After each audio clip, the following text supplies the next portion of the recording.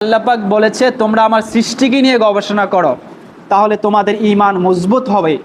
তোমরা আমাকে নিয়ে গবেষণা করো না, তোমরা ঈমান হারা হয়ে যাবে, ঈমান হারা হয়ে যাবে। আল্লাহ আল্লাহ আল্লাহ আল্লাহ, আল্লাহর কোনো দ্বিতীয় নেই, আল্লাহর কোনো সমতুল্য নেই। আল্লাহ সৃষ্টিকর্তা, তিনি সর্বদ্রষ্টা সর্বজ্ঞতা। তিনাকে নিয়ে কোনো উচ্চ মাপের কোনো গবেষণা করা যাবে না।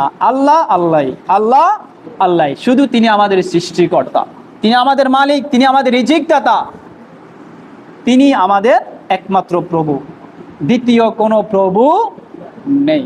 তাই তো আল্লাহ হচ্ছেন এক, তিনি হচ্ছেন অদ্বিতীয়, তার কোনো দ্বিতীয় নেই, তিনি হচ্ছেন এক, তিনি ছাড়া আমাদের আর কোনো মাবুদ নেই।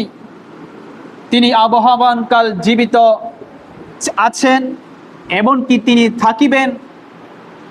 তিনিও চিরজীবিত, সর্বশক্তিমান ও সর্বজ্ঞতা, এমনকি তিনি সর্বশ্রোতা সর্বদ্রষ্টা।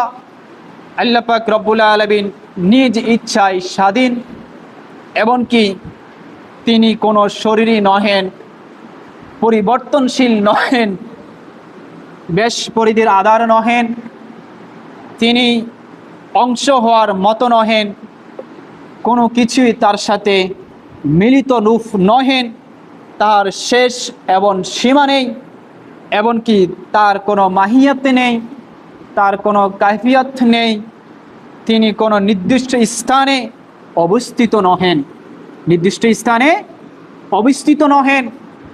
আমরা অনেকে মনে করে থাকি, আমরা অনেকে কথায় কথায় বলে থাকি আল্লাহ পাক আরশে আছেন, আল্লাহ পাক উপরে আছেন, আল্লাহ পাক আকাশে আছেন, আল্লাহ পাক, আমরা অনেকে হাত দিয়ে ইশারা করি আল্লাহ পাক আরশে থাকেন, উপরে থাকেন। এই ধরনের মন্তব্য করা হচ্ছে কুপুরি, মন্তব্য করা হচ্ছে কুপুরি। আল্লাহ পাকের কোনো নির্দিষ্ট কোনো স্থান নেই, নির্দিষ্ট কোনো স্থান নেই। আল্লাহ পাক সর্ব জায়গায় বিরাজমান, আল্লাহ পাক সর্ব জায়গায় বিরাজমান, তিনার কোনো নির্দিষ্ট কোনো স্থান নেই। আমরা যে নির্দিষ্ট স্থান করে বলি আল্লাহ পাক আরশে আজিমে আছে, উপরে আছে, আকাশে আছে, এই ধরনের কথা বলা কুফরি, এই ধরনের কথা বলা কুফরি।